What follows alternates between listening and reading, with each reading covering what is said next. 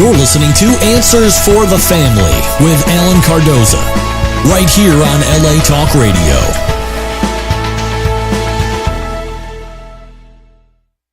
Welcome to another edition of Answers for the Family. I'm your guest host, Gabriella. Sorry for the echo.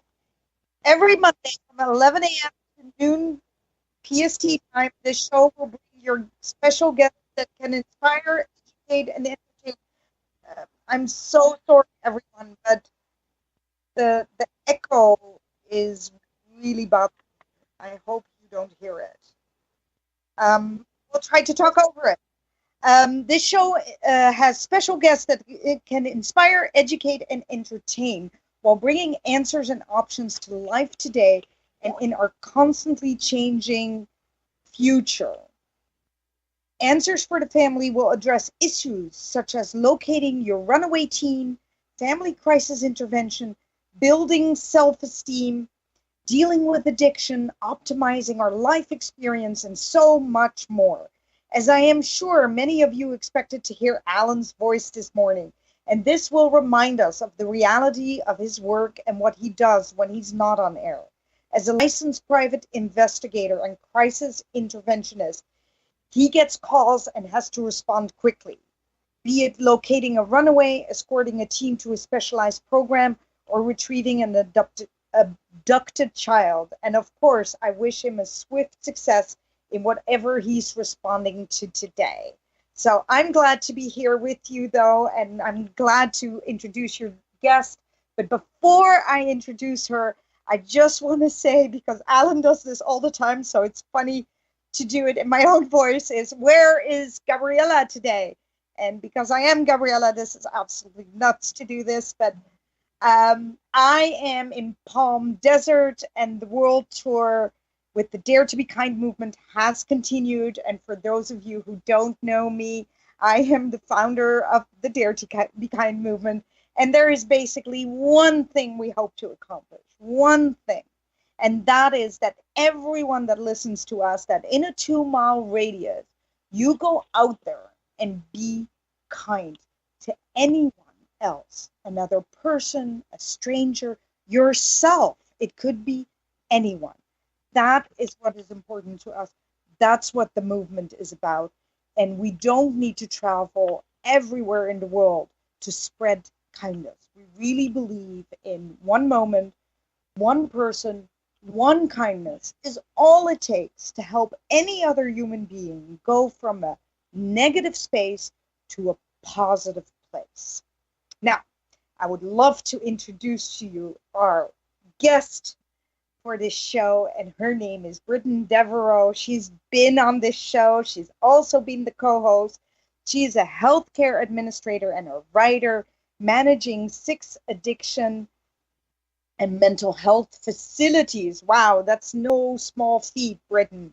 She noticed the big gap in clinical services for addiction. This led her to opening a second company, Space Before Change.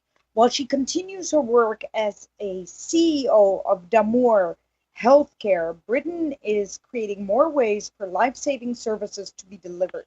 She revitalizes some of the industry's old and demeaning ways of getting things done by studying outcomes and then raising the bar. Spending time writing the material and training others in this practical guide to resolve cravings, triggers, and emotional fractures, more people are receiving the care they need.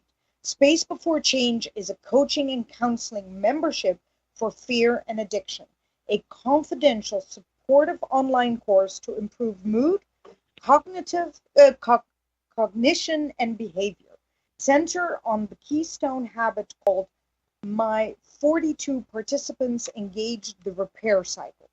Different than costly care by appointment, this program raises self-awareness, self-respect, and self-regulation. Britten states mental health is the access point to intimacy, individual resilience, family cohesion, marketplace innovation, and chronic disease prevention. Her primary goals are to reduce rehospitalization rates, reintroduce dignity into healthcare services, and improve public health. Britten, welcome. Welcome to the show. And we're Good so happy to morning. be back. There is Great to be with you, Gabriella. Thank you. There is something that you just said, that I just said about you, and that is dignity. And I'm so glad that we're actually starting off with that word, because I just spent time in hospice care with a friend who passed, and dignity is very big in what you do, isn't it? I just want to, before we start any questions, what does that mean to you, dignity for someone who's suffering of all these things that I just named? Great question. When you think of healthcare, so often people think about having their needs met, or they don't. They think of frustration and systems and hitting barriers. And the center stone of having dignity in healthcare is looking at the fact that this individual chose to have their needs met by this provider over all the other options, right? We have a competitive marketplace. And so this provider must be lifting up the individual's value, worth, dignity.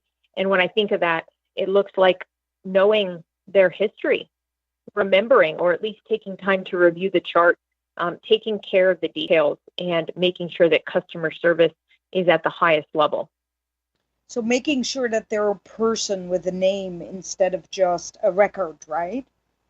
Absolutely. So often in the space in healthcare that I serve, in mental health and addiction services, patients feel like a medical record number. They feel like they're kind of waved in and told where to sit or where to sleep and told when to eat, but they don't necessarily feel like an individual. And what I have created in Space Before Change and what we do at Diamori Healthcare is making sure that we mine a space, that we look at the individual's strengths, needs, abilities, preferences, and goals, and mine all of that information to create a space for them to heal. And that's with dignity as the center stone.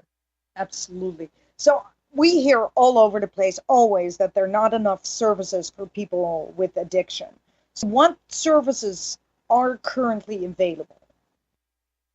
Well, Gabriella, individuals can go to a 30 to 90 day hospital or rehabilitation center for services, and that be addiction services or mental health services. They can go to outpatient treatment or a counseling office. But honestly, not everybody can afford services through commercial insurance or Medicaid. And not everybody likes those options, driving there every day or moving into a facility for a couple months.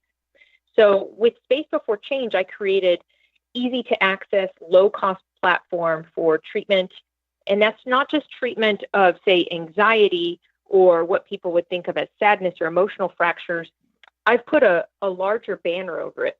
Let's treat fear and let's treat addiction. And if there's more to it than that, we'll link you to the correct services. But what our services at Space Before Change do is really help a person grow in self-awareness so they know what they need.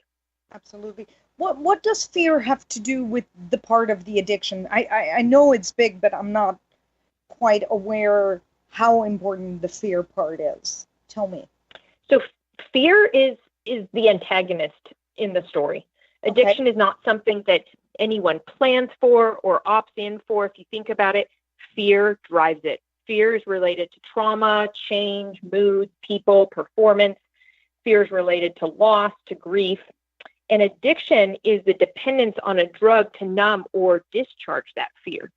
And at Space Before Change, we call a drug a process or a substance that generates temporary relief but increased suffering. For example, in the absence of a process like gambling, a person may have rage or sadness. They most certainly have fear, but they don't always call it that. We fear anything that's unfamiliar or unpredictable. So when we get into a habit, it's very difficult to get out of it without a guide. And so that's what I created with Space Before Change, is a practical guide to treat fear and addiction. In the withdrawal of gaming or screens, you and I both know how important screens are in our lives and in the lives of the 21st century adult. Nevertheless, how they're becoming a platform for academics, for the adolescent.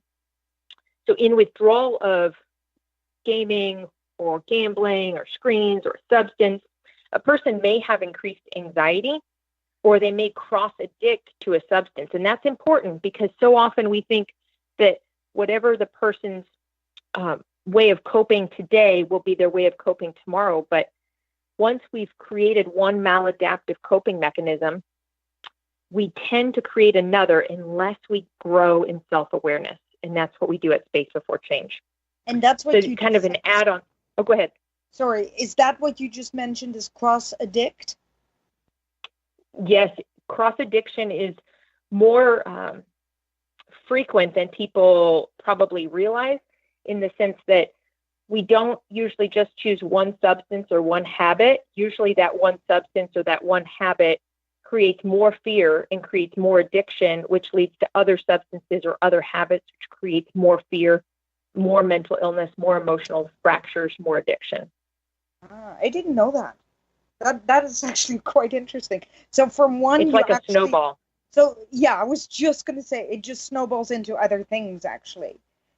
But I have another question about, so I understand the fear better now, is how does someone that from the outside looks like they have an okay life, I'm not going to say picture perfect because nobody has a picture perfect life. You know what I mean?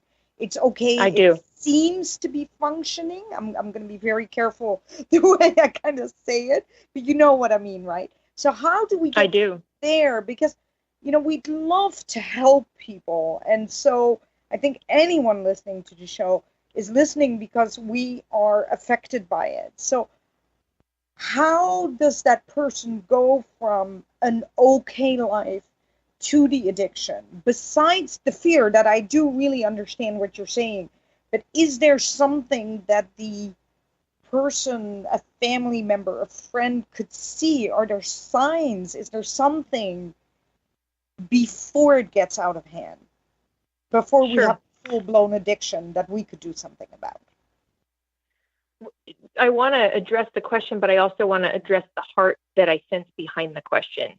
Okay. The heart that I sense behind your question is you see individuals in our society, and maybe individuals even in your own sphere of influence, just like me, that have been impacted. And when I think about that question, because I receive that question frequently, it's so common that we want to do something for the individual. Yep. But before I answer the actual question, I want to point out that it's only the individual that can help themselves address fear, addiction, emotional fractures, mental illness. Totally. There has to be something within them that is tired of this normal. And when I say this normal, the familiar, predictable day-to-day. They have to be ready to say, I quit this normal. I quit this normal. And that's then the beginning of the new chapter. That's then the beginning of springtime, where things start to bloom and grow, and all those seeds planted from years past on good and healthy habits start to take way. But to answer your question directly, there are signs. You're absolutely right. So when I think of my own space before recovery from depression and addiction, or the space for patients that I treat, or the patients that our companies treat, or even individuals that I meet in society, the signs are typically something that are very obvious, but we want to dismiss it. Say, less eye contact, less time spent with you, less quality time spent with you, the inability to follow through on commitments, the inability to take ownership of decisions that they've made for themselves or that others have been involved in. Perpetuating sadness, anxiety, lingering. If you look at somebody's mood, you see changes in that mood from what was once normal to them or comfortable for you, and now this individual seems like, quote unquote, somebody else. The idea is that those signs are typically there, but we don't want to acknowledge them because we don't want it to be true that somebody could be this impacted by mental health, right? And you think about mental health, it's on a spectrum. So over all the way to your left, you have somebody that's severely impacted by mental illness. And all the way over on your right, you have somebody that's living a full life, that's in full repair and using all 7 threads of repair, enjoying relationships, enjoying fun and pleasure and challenging themselves. And somewhere on that continuum are the individuals that you and I picture today that want support but don't have the self-awareness to know what kind of support they need.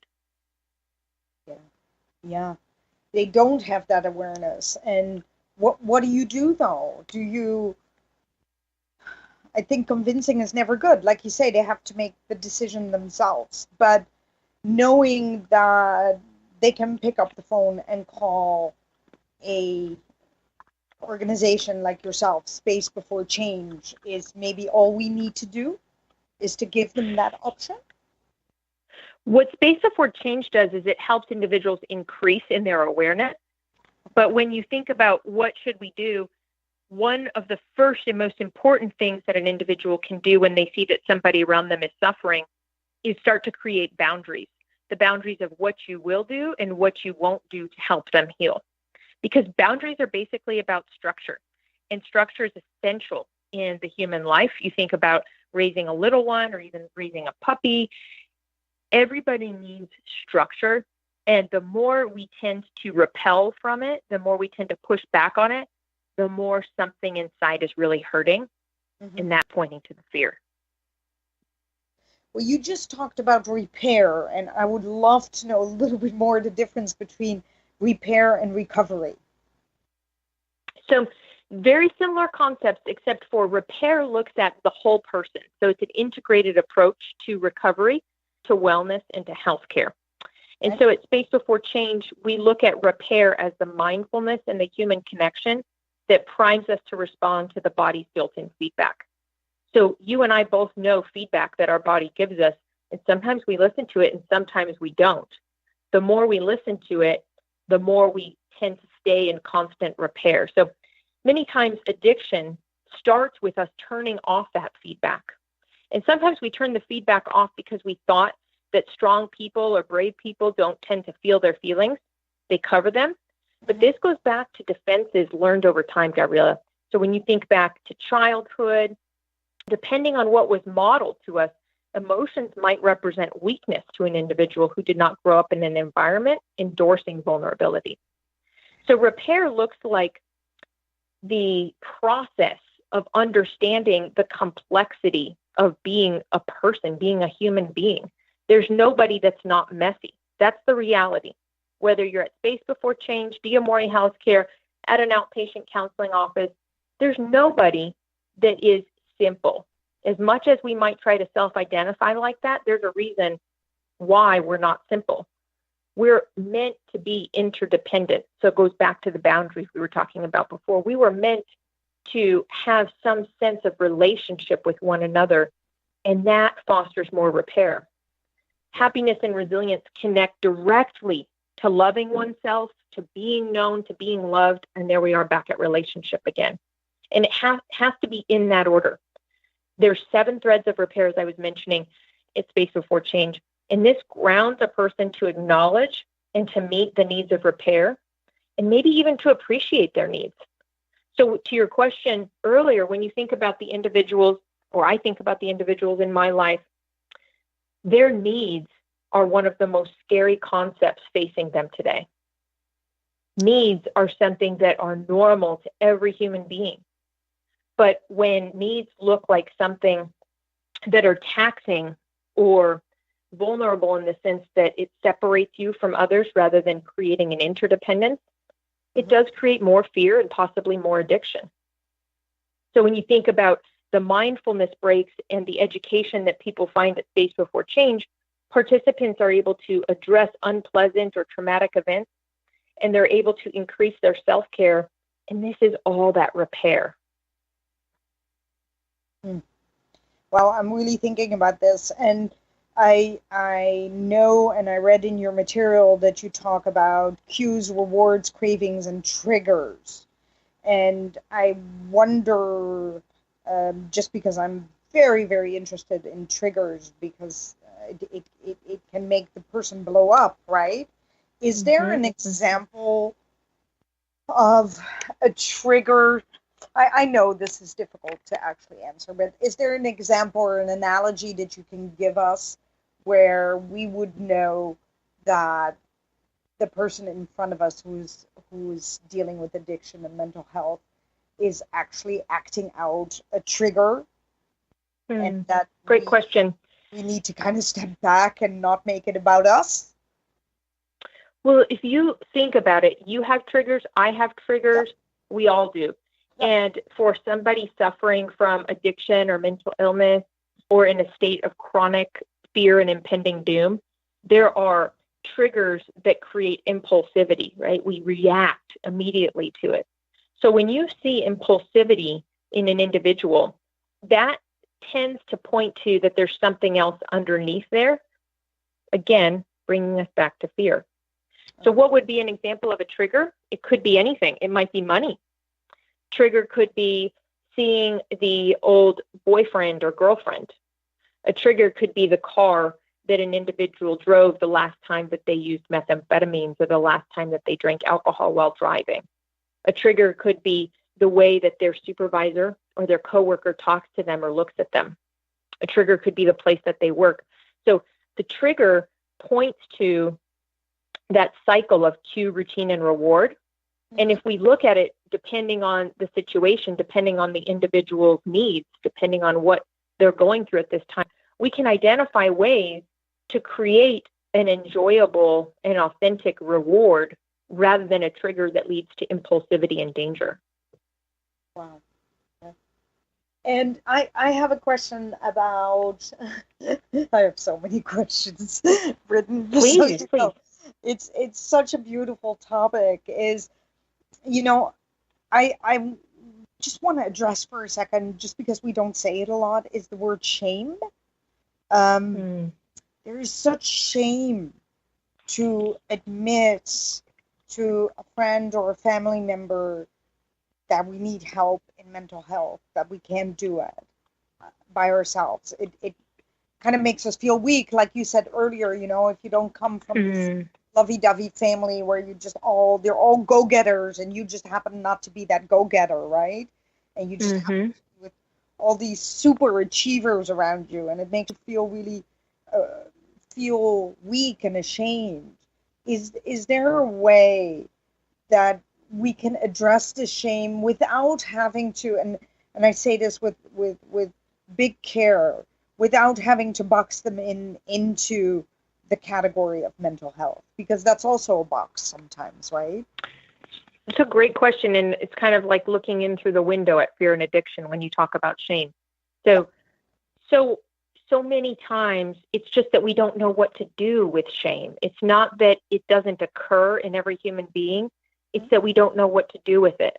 And at Diamore Healthcare, our inpatient mental health company, and at Space Before Change, we talk about this concept of walking shame to the door. In other words, I acknowledge you, shame. I see you. I hear what you say. But today, I don't acknowledge it as something that I need in my life to make me more whole. So we walk shame to the door. And the only way we can do it is what we talked about earlier, self-awareness. That, that's shame talking. That's not dignity talking. And so when we hear that and we can distinguish between the two, we can do something about it, Gabriella. And that's where really we can start living life, and we can do what we talk about it at Space Before Change. We can develop the habits that we were born to love. But shame is something that a lot of folks are talking about in the marketplace. I love Brené Brown. She talks about the difference of shame having this idea of I'm worthy of love versus the fact that I'm worthy of love, but I don't know how to have the boundaries and the structure and the self-forgiveness in my life to have love for myself and others. And there's so many ways we can distinguish it, but untreated shame does lead to increased fear, addiction, emotional fractures, triggers, cravings, all of that. I love how you explained that. I'm such a visual person, Britton. When I heard you say, take your shame to the door, bring it there. I think that is, I just want to repeat it in case someone didn't hear that. Just do that. In any situation, you can do it all by yourself. I think if you take you by your own hand and walk your shame to the door. That is, wow. I'm so sorry. And if we don't do that, then it leads to guilt. It leads to this sense of, I don't belong, I am wrong, there's no place for me. And there's a real difference in there where we don't have an adaptive understanding of shame and guilt, where guilt, oftentimes, I did do something wrong, but I can make it right. Shame is telling me I'm no longer right, and I'm going to hang around and keep reminding you of that, like a cactus pricking your skin, going deeper and deeper. So yes, to your point, absolutely, we walk shame to the door and we let it know, thank you for the feedback, thank you for the message. I'm going to acknowledge who I am and what I need at this moment. Thank you. All right. We have a listener's question that I want to do before the break. Okay, here goes. My daughter was in a treatment program last year, and it was very successful in helping her with alcohol addiction. But in its place, she is burying her head, her phone, and computer whenever she's not at school. We also believe she may not be engaging with friends as before. I read your comment about the screens and was hoping you might explain a little bit more about how we may be dealing with her. This name of this person that is asking you the question is Doris from New York. Doris, thank you.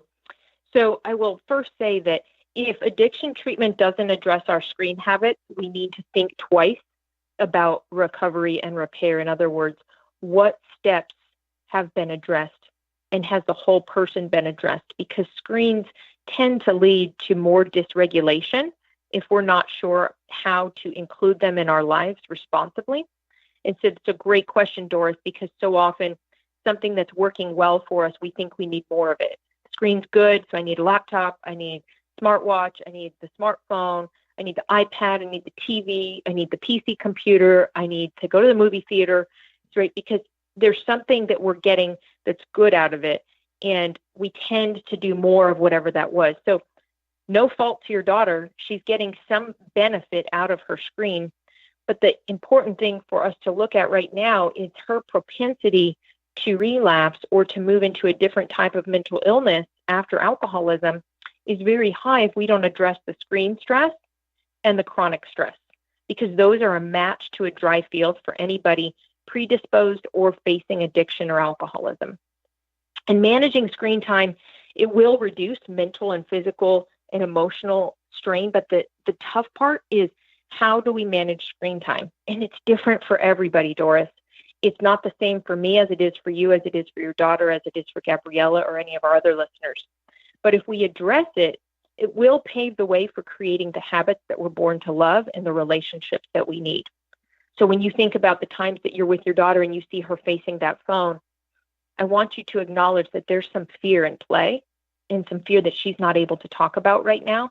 And when she gets ready to talk about it, she's going to have a deeper sense of what her needs are, and those needs being relative to all the 7 threads of repair they talk about at Space Before Change. We're not just simple human beings that need one habit, just to go to AA every day or just to take a medicine every day. We're complex. We're messy. And so we need that complex approach to healthcare. And what that looks like is increased awareness relative to repair. I will say Space Before Change trains people of all ages on the prevention and intervention related to screen stress, chronic stress related to screens or to our American lifestyle, and related to just internet addiction and that addiction that comes from, I get immediate stimuli and immediate reward when I'm on social media, when I'm on email, when I'm on text. And we have to address that. Otherwise, it creates more impulsive habits and more irrational thought process. And that leads to less empathy towards self and towards others. So then relationships degrade. Super. I hope that helps Doris in New York. And we're going to take a short break and we'll be right back, everyone.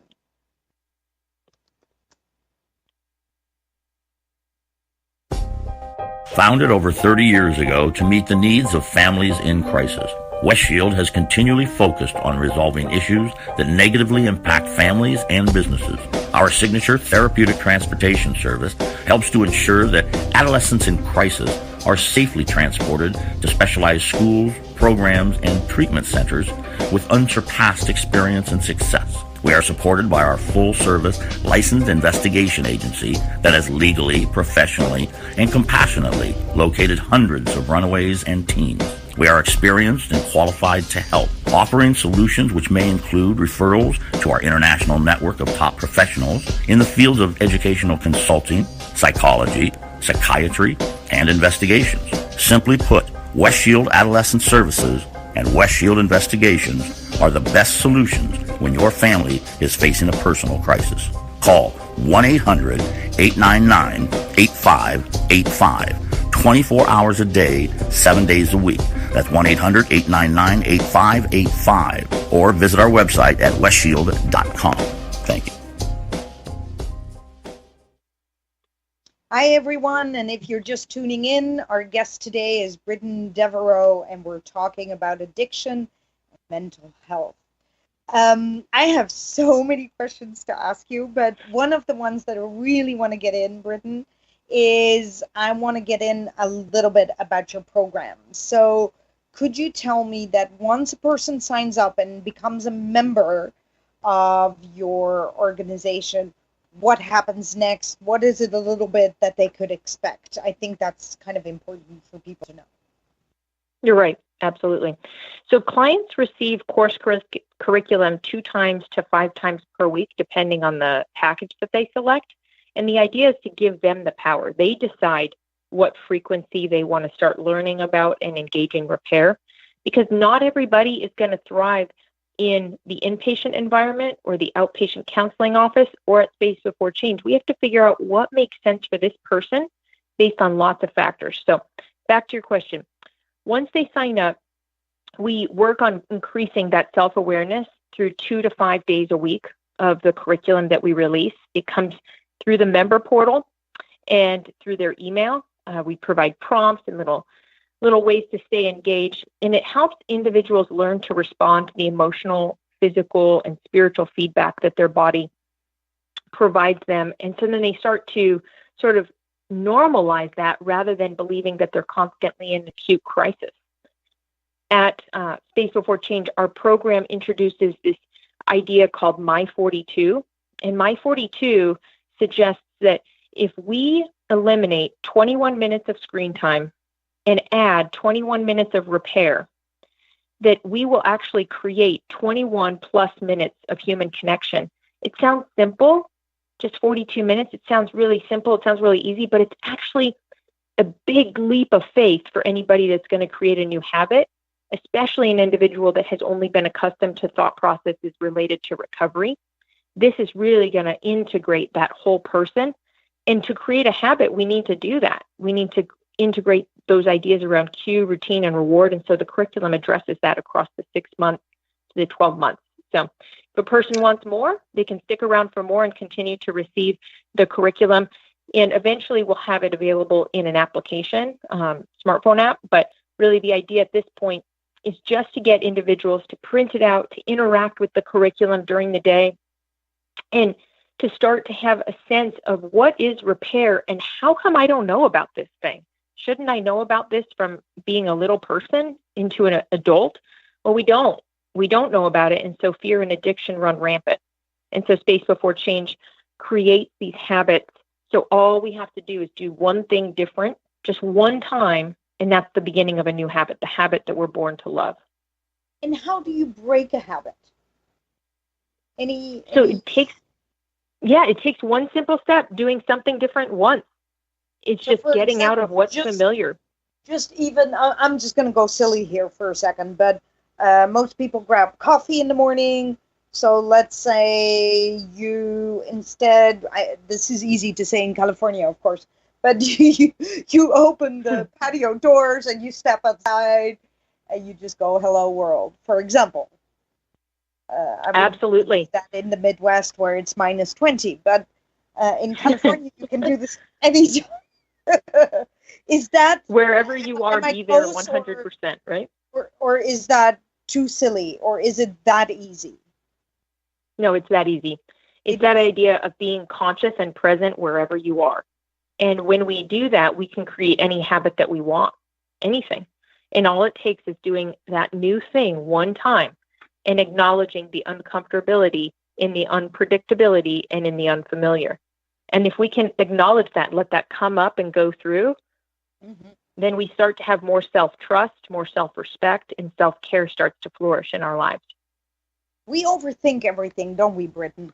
We do. Yeah. And put me at the top of the list on that one, because I suffered for years because of overthinking, overanalyzing, and it just created a paralysis. And we don't have to do that.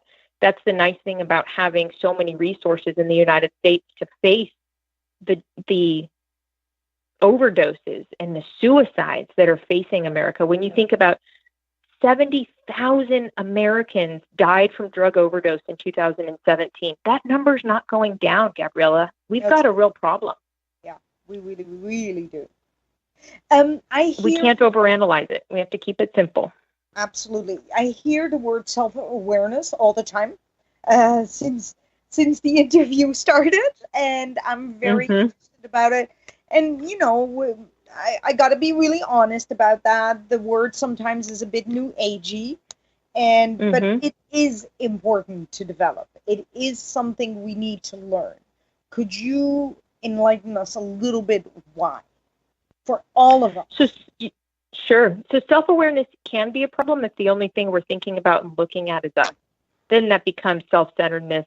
Then that becomes an egocentric perspective to the world. So we don't want a self-awareness that just is focused on us, but we do want a sense of it so we can understand what interdependence means. This idea of, yes, I'm an autonomous person from you, but there's things that I can learn from you, and maybe vice versa. And when we have that self-awareness, that idea of who we are, and maybe that idea of where we're going, we tend to have more self-trust, and we tend to have some type of habits related to self-care. But self-awareness looks like the different threads of repair. So we talk about values, spirituality, we talk about biology and chemistry, security and environment, love and belonging, achievement. We talk about self-efficacy, the ability to problem solve through life's unexpected events. And we talk about healthcare resources like Space for Change, or your primary care physician, or your psychiatrist, or whomever an individual relies on. Self-awareness helps us know when to push the button for which area of repair. So rather than just focusing on ourselves as the center of the show, as the protagonist, as the hero, as the individual that maybe is incapable of walking shame to the door, or incapable of facing fear or addiction, if we don't move from one side of the continuum to the other with self-awareness, where it's all about me, no, it's all about you, if we find some space in the gray area in the middle, we start to utilize and rely on repair.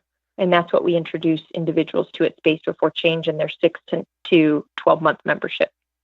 And I wanted to ask one more thing about this self-awareness. I have many friends, but one in particular that comes to mind who's struggling really. First of all, he's an absolute sweetheart because he's actually so open about his struggles, which isn't for everyone. And it really helps him to explain that he's not the drugs that he's taking, but that sometimes the concoctions of different things is just too difficult for him to handle. And my question here is, with the self-awareness, do they then also learn to actually be able to tell a doctor, hey, this medicine just really doesn't feel good for my body? And is that listened to in the Space Before Change? Because I think that for most, when they go to a hospital or another normal kind of setting, not the Space Before Change, that they aren't listened to, that they're almost not valued, that they say that. The doctor just keeps on prescribing.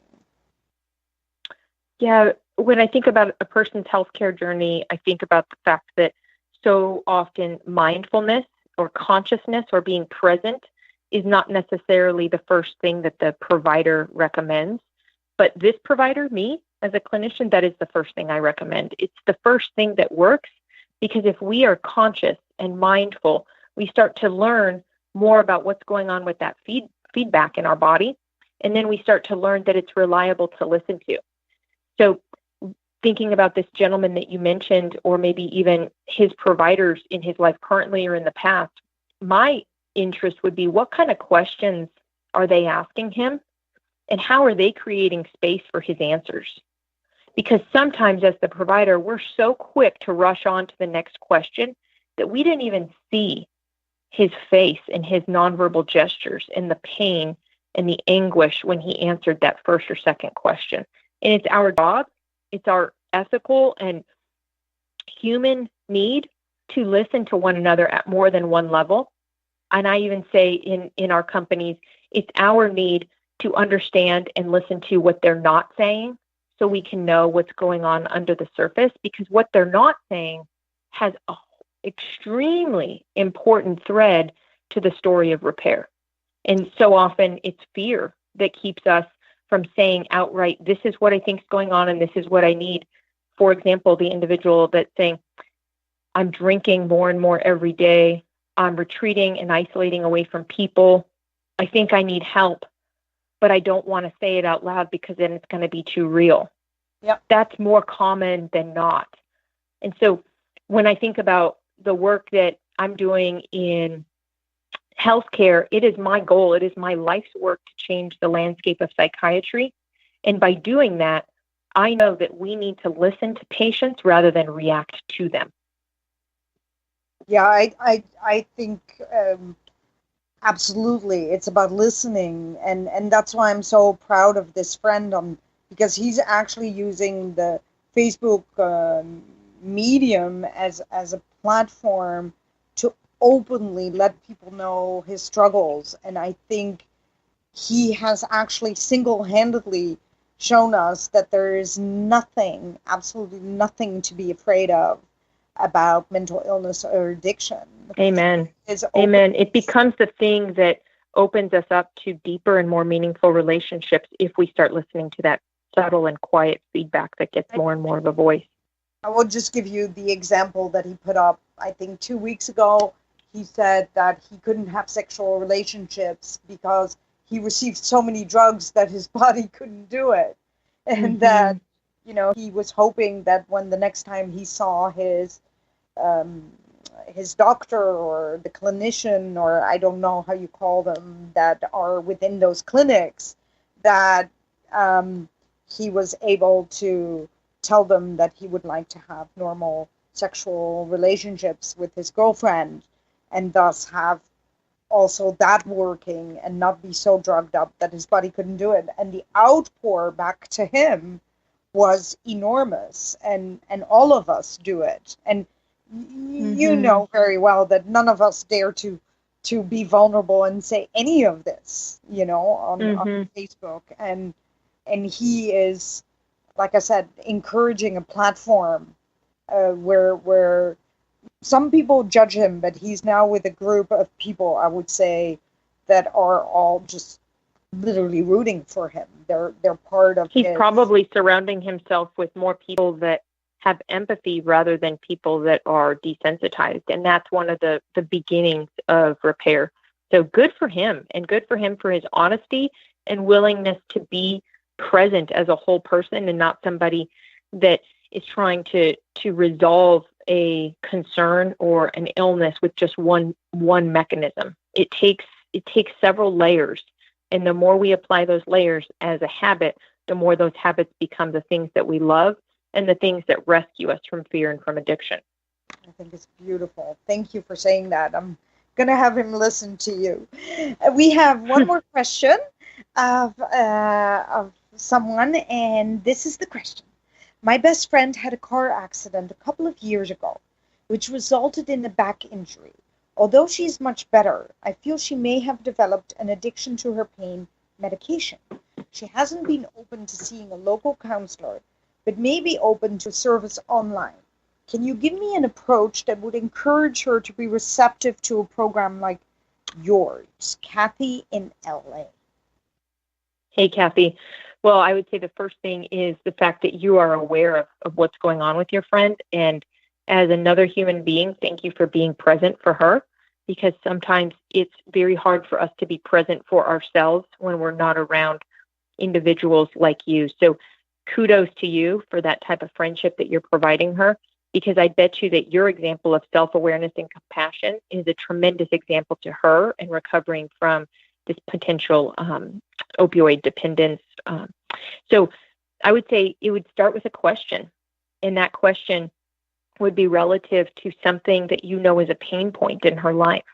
If the pain point in her life is her job or her livelihood or her relationship with her partner, or you know her pain point is where she's living right now, ask her an open-ended question about how that's going and see if she's willing to open up and have a discussion with you about where she's at. Because so often we think we know best. We think we can see it so clearly.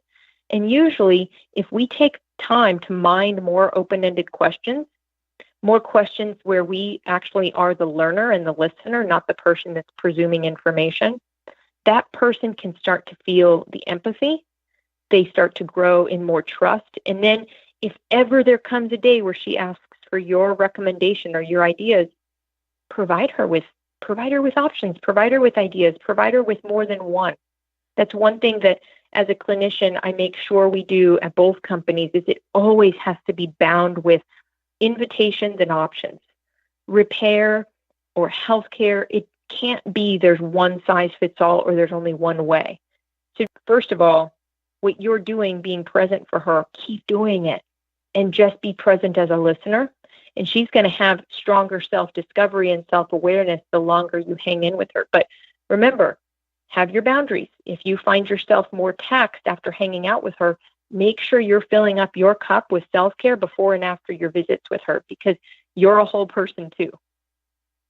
I like that you said that. I really like that. Listen, our show is almost at the end, but we have a few more minutes, and I would really, really like you to tell everyone how they can reach you, Britten, how they can be part of the Space Before Change or D'Amour Healthcare. Sure. So thank you absolutely for the time today and for the questions. It's been a pleasure. And if anybody wants to learn more about a simple resource that's confidential that they can access repair online, go to spacebeforechange.com. Just exactly as it sounds, spacebeforechange.com. There's membership options. And keep in mind, this is a coaching and a counseling membership. As a licensed advanced drug and alcohol counselor, it's my goal to make sure that individuals have several ways to access care, because not everybody, as we said earlier, wants to go to see a therapist. Not everybody wants to go inpatient. And so going on the Space Before Change website, reading about stress, reading about drugs, reading about repair helps us identify the fact that drugs are not just heroin, fentanyl, and alcohol. It looks like a lot more things in our lives. It can look like food. It can look like habits. It can look like substances. It can look like ideas that are disparaging to us, but we're addicted to the thought process because it's so familiar. So if you go on Space Before Change and you look at us and you have questions, there's the link to email me, Britten at spacebeforechange.com. You can also email the company at info@spacebeforechange.com.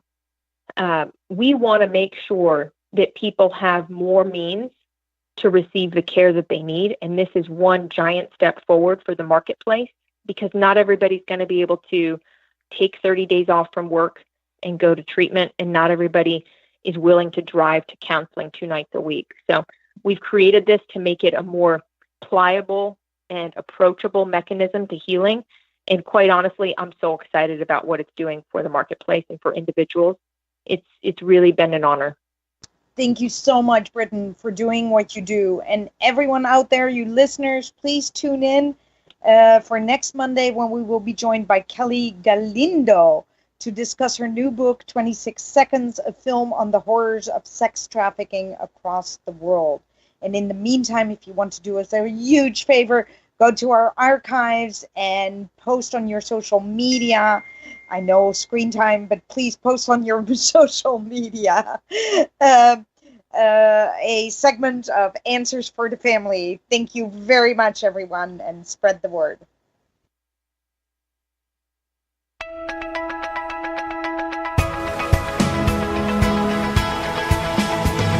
You're listening to Answers for the Family with Alan Cardoza, right here on LA Talk Radio.